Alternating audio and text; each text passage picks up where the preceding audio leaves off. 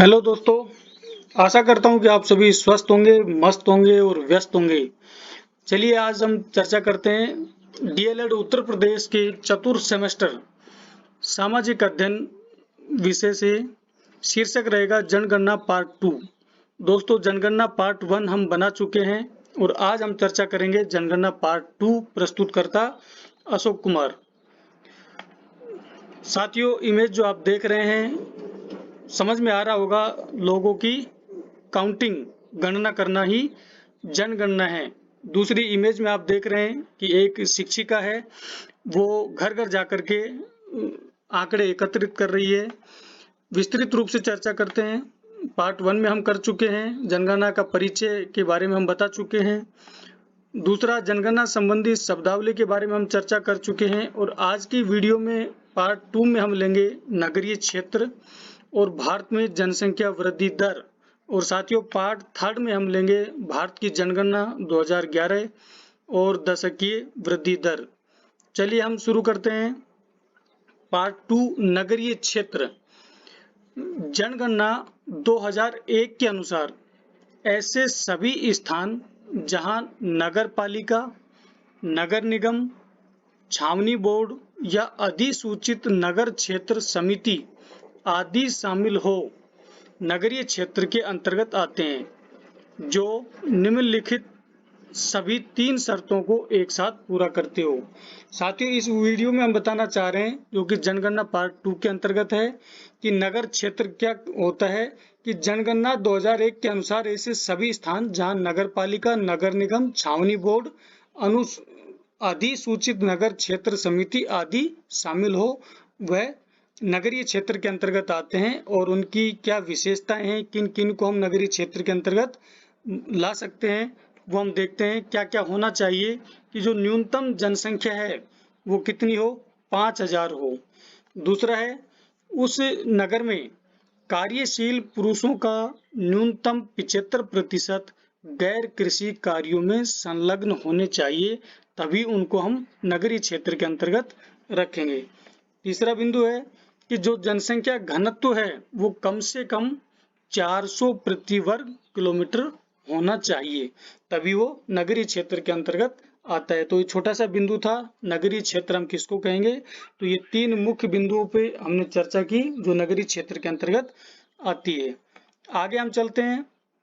भारत में जनसंख्या वृद्धि, विस्तृत रूप से अगर इसको हम देखें तो भारत का जो क्षेत्रफल है वो विश्व के क्षेत्रफल का मात्र 2.4% है, जबकि भारत की जनसंख्या विश्व की कुल जनसंख्या का 17.5% है। इस प्रकार जनसंख्या की दृष्टि से विश्व में भारत का चीन के बाद कौन सा स्थान है, दूसरा है।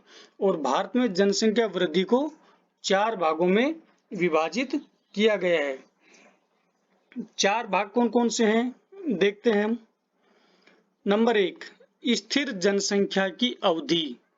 साथियों, किसे कहते हैं स्थिर जनसंख्या की अवधि। 1991 से 1921 तक की स्थिर जनसंख्या को हम देखते हैं कि इस अवधि के दौरान देश की जनसंख्या में धीमी गति से वृद्धि हुई, जो कि स्थिर जनसंख्या कहलाई।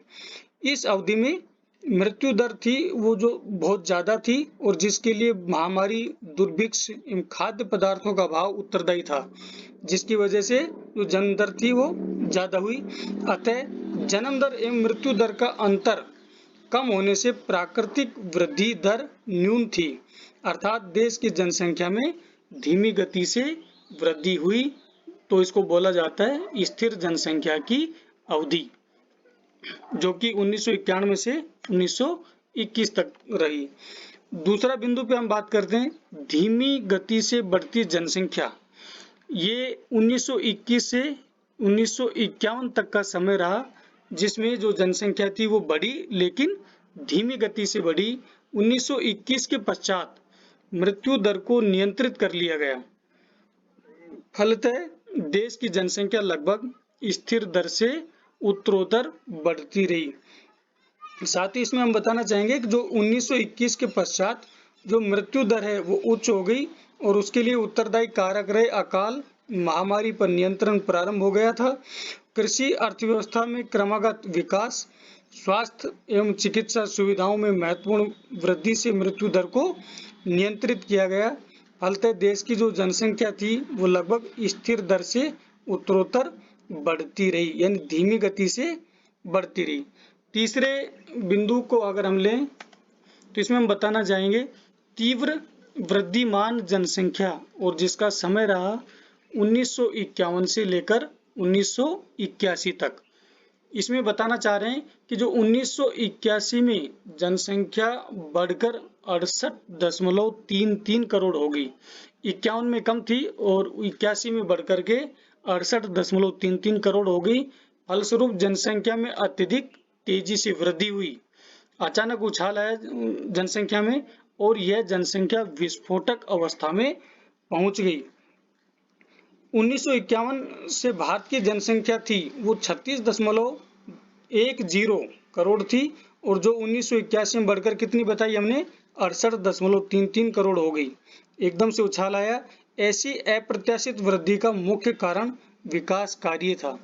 जो मृत्यु दर थी उसको रोक लिया गया, काबू पा लिया उस पर, और विकास कार्यों को बढ़ावा दे दिया, जिसकी वजह से जो जनसंख्या दर थी वो भी बढ़ गई। खाद्य आपूर्ति में सुधार कर लिया गया। स्वास्थ्य संबंधी सुविधाओं के कारण मृत्यु दर में कमी हो गई थी। फलस्वरूप जनसंख्या में अत्यधिक तेजी से वृद्धि हुई और यह जनसंख्या विस्फोटक अवस्था में पहुंच गई। तो ये बात हम आगे करते हैं चतुर्थ पॉइंट की। इसमें है तो जनसंख्या वृद्धि दर में गिरावट, ये कब से है, इसका हम समय ले रहे हैं 1981 से 2011, जिसमें जनसंख्या वृद्धि दर थी उसमें गिरावट आंकी गई। तो 1971 से लेकर के 81 के दशक में जनसंख्या वृद्धि दर में गिरावट प्रारंभ हुई। दशक इसका ध्यान रखें, 1971 से लेकर के 1981 के दशक में जनसंख्या की जो वृद्धि दर थी उसमें गिरावट हुई। वर्तमान में जनसंख्या की वार्षिक वृद्धि दर कितनी है, 1.64% है। अर्थात इस अवस्था में देश की जनसंख्या में वृद्धि तो हुई, किंतु वृद्धि दर में गिरावट का रुख जारी रहा। तो साथियों, हमने ये 4 बिंदुओं पर चर्चा की कि किस किस तरीके से, एक बार उनको पुनः हम देख लेते हैं। ये 4 बिंदुओं को दोबारा से हम देख लेते हैं। सबसे पहला बिंदु इसमें रहा स्थिर जनसंख्या की अवधि। इस अवधि के दौरान देश की जनसंख्या में धीमी गति से वृद्धि हुई, इसलिए इसको स्थिर जनसंख्या वृद्धि कहा गया, जो जिसका समय रहा 1991 से लेकर के 1921 तक। और दूसरा जो बिंदु था वो धीमी गति से बढ़ती जनसंख्या, यानी जनसंख्या तो बढ़ी लेकिन उसकी गति क्या थी, धीमी। 1921 के पश्चात मृत्यु दर को नियंत्रित कर लिया गया और देश की जनसंख्या लगभग स्थिर दर से बढ़ती रही, यानी धीमी गति से बढ़ती रही।